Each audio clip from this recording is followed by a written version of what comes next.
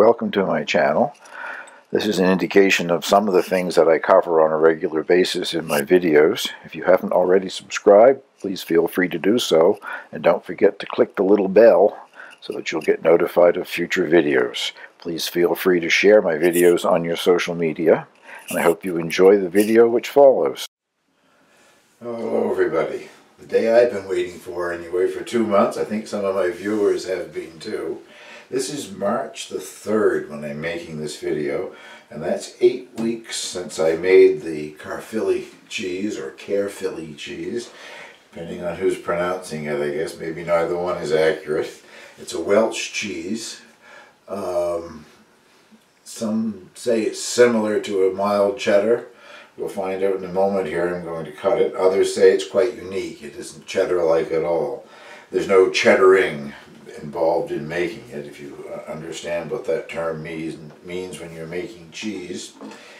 This has been sitting on a shelf in the cheese fridge, cheese cave, whatever you want to call it, right next to a cheddar that I made, I think about a week after I made this one.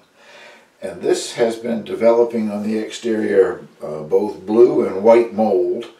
I just washed that off with salt water with sea salt added to it. And it grows back, of course. There's no getting rid of it. It just keeps coming back. The white around the exterior here is also a mold. But the interesting thing is the cheddar cheese right next to it isn't doing that. It's got very little of anything happening on the surface, so I don't know. Perhaps I put the cheese coating on this too soon. The cheese wasn't dry enough. Anyway, it will not affect the cheese inside in any way. One of the recommended ways of producing this cheese is not to put a wax or a coating on it, to do a natural rind, which you would wash frequently with salt water. And it would develop a lot of color because of the molds, the natural molds that will form on it. But with this one I can remove the mold. It says it's edible, but who'd want to eat it? It's some kind of a synthetic product. Almost acts like a plastic. It's not a wax. You paint it on and then it dries, and you put 2 layers at least on. And anyway, it keeps the cheese from shrinking, from losing all of its moisture. I weighed it. It still weighs 3 pounds and 11 ounces. I didn't take that over into metric to see what that is, but 3 pounds 11 ounces. And I'm going to now cut it in half and probably cut it in quarters.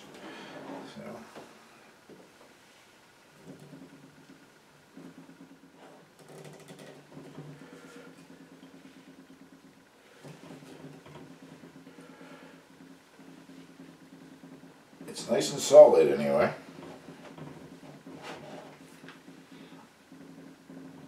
I just sharpened this knife. It's an excellent knife. It's a Wusthof knife. A gift. I'm too cheap to spend that much money on a knife myself, but I love the thing. Here we are looking at the interior.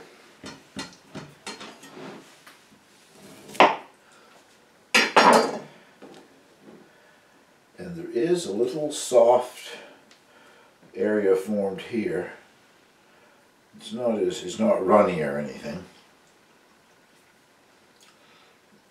The reason I point that out, it said that if you were not going to put a wax coating on it, it would develop a soft area around the exterior. I didn't care for the sound of that, so I put a coating on it, as you can see.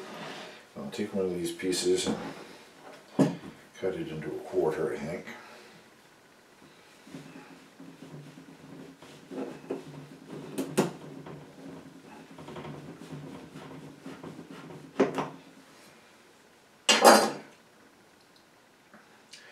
Now, one of the descriptions is that it should be dry and sort of crumbly, and it is sort of crumbling off there.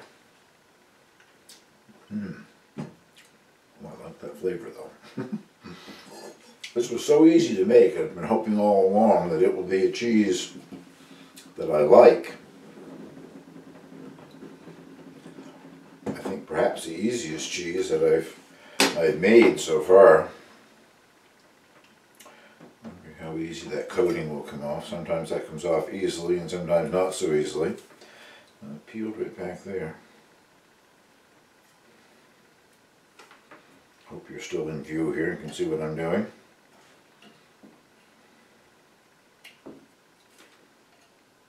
It's been out of the fridge out of the cheese fridge, which isn't all that cold anyway, but it's been out for several hours.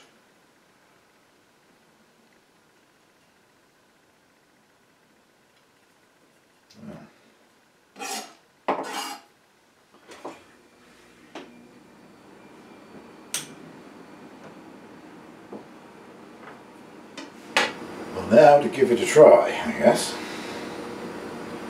It does I wouldn't call it crumbly, but it does break apart so that it is drier than some cheeses like a Colby or whatever would be.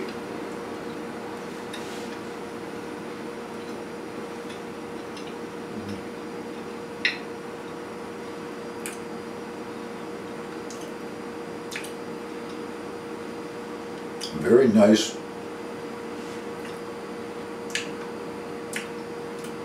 distinct flavor. I wouldn't really compare it to cheddar. It's not very sharp, but it does have a nice flavor. I've never had Caerphilly before, so I don't know what the commercially made ones taste like. That is definitely a cheese that I would do again.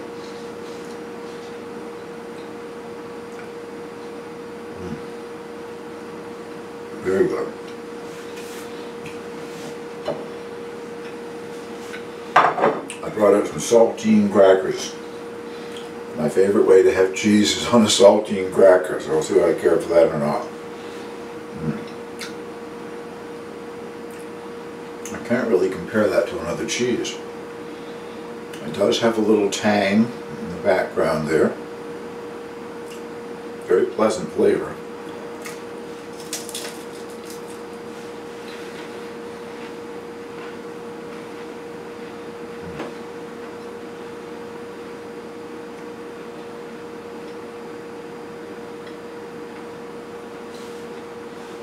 Now, of course, I got my mouthful of cracker.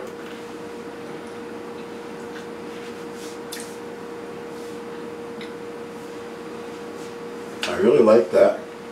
It certainly is a cheese that I would make again, especially considering how easy it is, relatively easy, it is to make this particular cheese.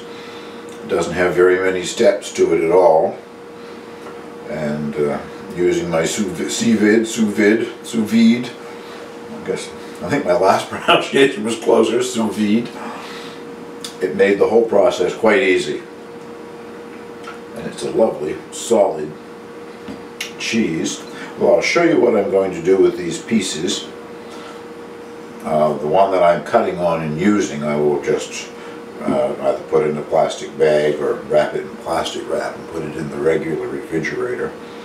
The other pieces I'm going to vacuum pack and put them back in the cheese fridge, continue aging for a while and see what happens after they've aged for a little bit longer. But definitely a cheese that I will be making again.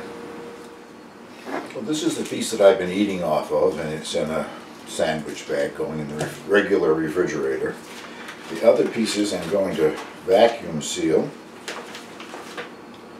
And they'll go back in the cheese fridge for a while. Try them again in a few weeks' time and see if I think the flavor has been enhanced anymore. I've been still snacking on that piece of cheese that I cut.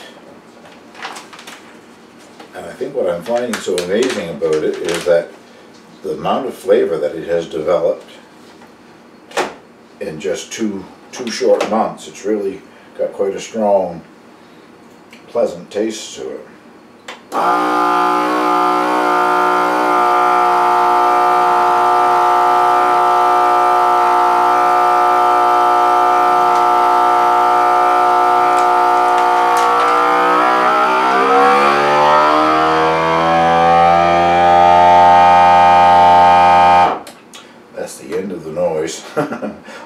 open it up yet until you can see this red light that goes out. It's still sealing the bag. This is not a very expensive machine, made by the Food Saver company, if that means anything to anybody. I did have a cheaper version that thankfully Amazon took back. And, you know, even after I'd used it for several months, Amazon gave me my money back because it just could not seal anything. It would keep losing its seal. But sealed in there airtight, there won't be any more mold develop on any of the surfaces, and the cheese in the regular temperature of the cheese fridge, which is down around 54, I think, degrees Fahrenheit, will continue to mature. So I'll try it again in a month or two. And that is the Caerphilly cheese. I hope you get a chance to try it. If you're not a cheesemaker, that maybe you can find it in a cheese shop somewhere. I don't believe there's any close to me.